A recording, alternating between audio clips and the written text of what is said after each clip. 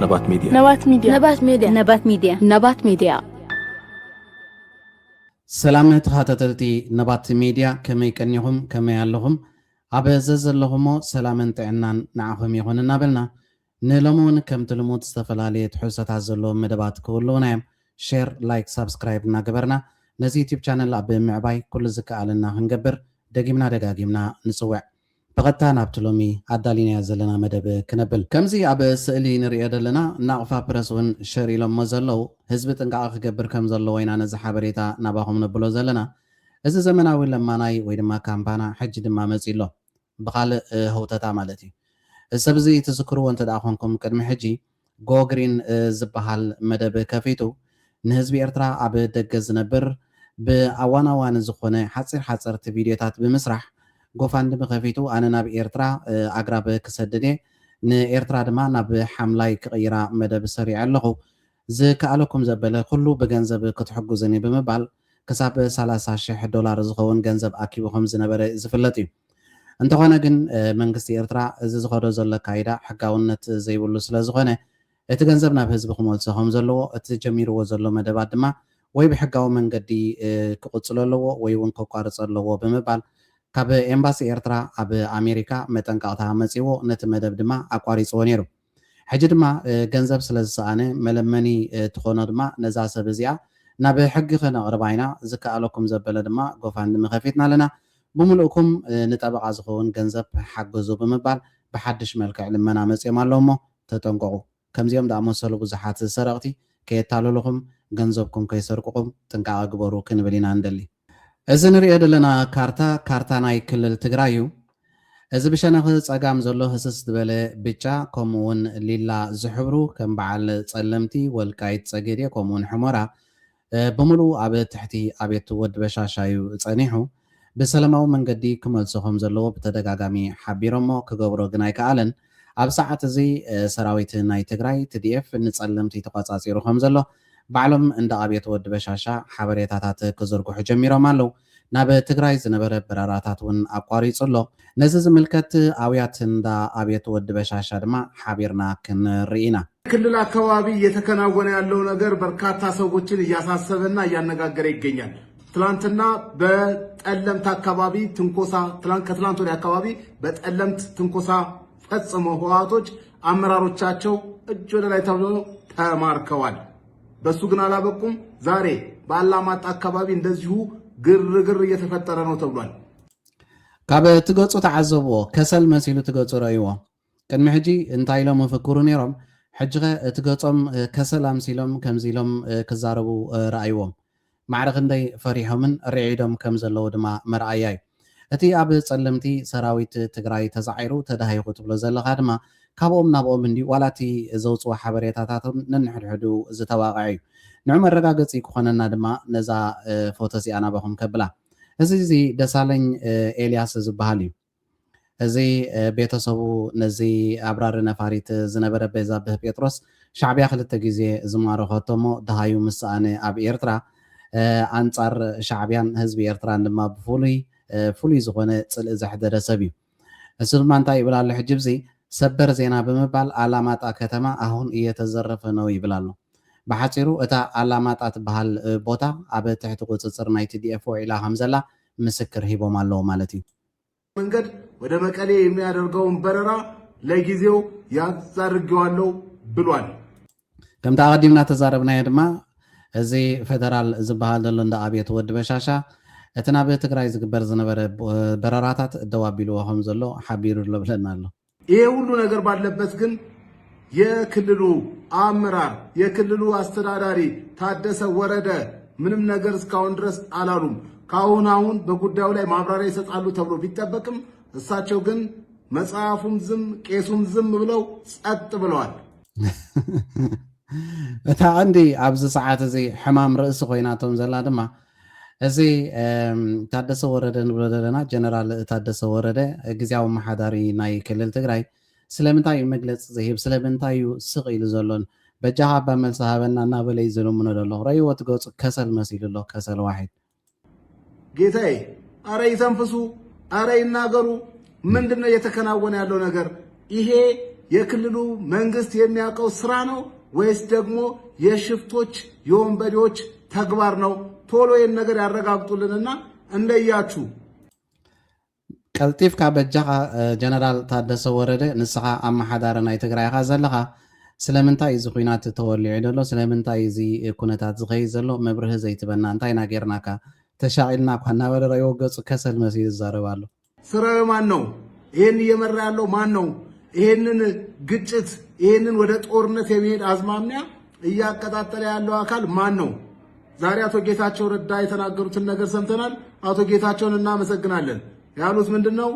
እነዚህ ሰዎች የለኮሱትን እሳት ይሞቋታል ብለዋል። ብሓፈሹ ነዚ ዕሱብ ዝኾነ ጌታቸው ረዳ ንዕኡ ምስጋና ኢና ንህቦ። ምክንያቱ ነቲ ተጀሚሩ ዘሎ ኩነታት ስለ ዝተቃወመ ኣብዚኣ ሕወሓት ነፊዖም ኣለው። ስቕ እንተ ደኣ መሪፆም ስቕ ንባዕሉ ከቢዳ ፅዋሪ ማለት እዩ።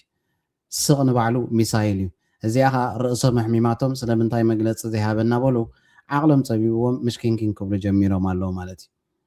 ኣበሎ ደኣ እቲ ፍኸራ፣ ኣበሎ ደኣ እቲ ታህቲት፣ ኣበሎ ደኣ እቲ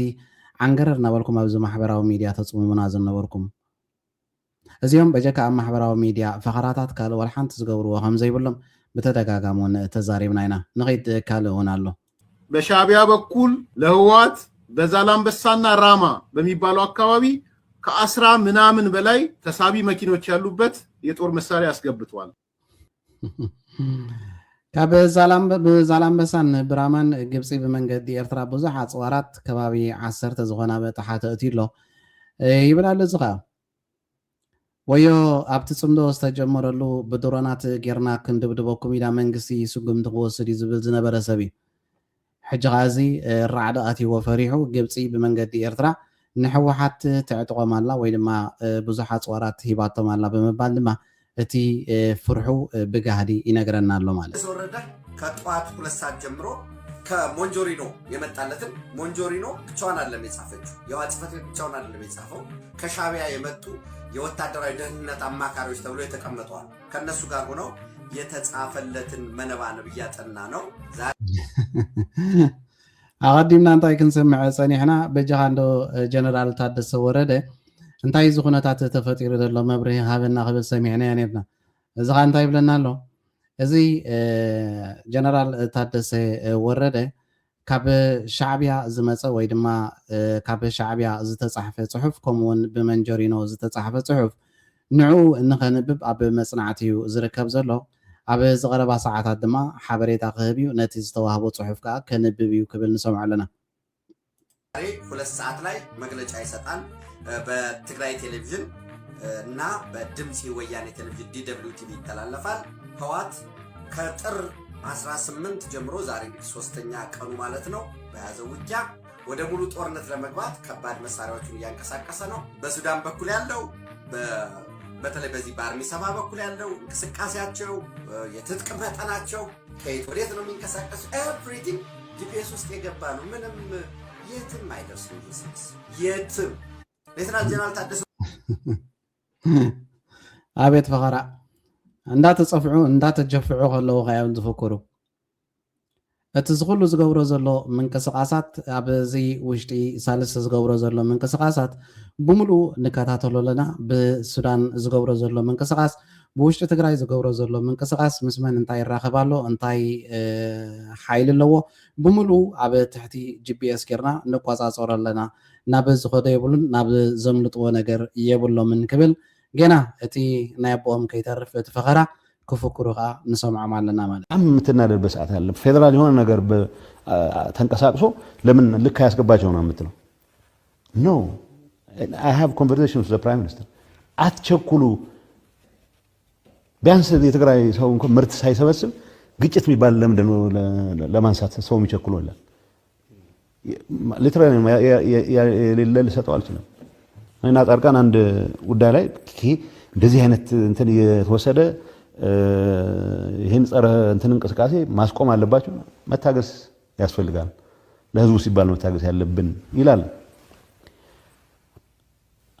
እኔ ሳይኮናላይዝ ማድረግ አልፈልግም። ከልቡ ነው ከልቡ አይደለም ከልቡ ነው እየነገረኝ ያለው ከልቡ በተግባርም ሲተኩስ አላየሁትም። ተኩስ ብለህ የምትገፋፋው ደረጃ ላይ ከደረሰ የሚያባንን እሱ ነው። ከምዚ ክንሰምዖ ዝፀናሕና እዚ ዕሱብ እዚ ጌታቸው ረዳ ንኣብየቱ ወዲ በሻሻ ኩሉ ግዜ ሓራ ከውፅእ እንድዩ መዓንጡ ተሳሒቡ ዘሎ ክዛረብ ሕጂ እውን እንታይ እዩ ትብለና ደሎ ናብ ህዝቢ ትግራይ ባዕልና ኢና ጥይት ተኩስ ባዕልና ኢና ኩናት ክፈት ኢልና ንደፋፍኦ እምበር ንሱ እቲ ህዝቢ ጌና ምህርቱ የእቱ ንሕና ሕጂ ኩናት ኣይንኸፍትን ኢና እንዳበለዩ ዝዛረብ ንሕና ግን ኣብ ልዕሊ ህዝቢ ትግራይ ወይ ድማ ኣብ ልዕሊ እቶም ሕወሓት ዝበሃሉ ዘለው ስጉምቲ ክወስድ ከም ዘለዎ ኢና ብተደጋጋሚ ንሓቶ ኣብዚ እንታይ እዩ ክረአ ዘለዎ ማለት እዩ ተጋሩ እውን ከተስተውዕሉ ዘለኩም ቀንዲ ፀላእትኩም እቶም ናብ ኣብየት ወዲ በሻሻ ከዲዖም ዘለው ናይ ብልፅግና ተጋሩ ምዃኖም ከተስተውዕሉ ኣለኩም ብዓብዩ ኣብየት ወዲ በሻሻ ቀንዲ ቀዳማይ ፀላኢ ናይ ህዝቢ ትግራይ ምዃኑ ርኢናዮ ኢና ሕጂ እውን እቶም ብቀዳማይ ደረጃ ልዕሊኡ ተሰሪዖም ዘለው ንጥፋኣት ህዝቢ ትግራይ ዝሰርሑ ዘለው ድማ በዓል እዚ ዕሱባት እዚኦም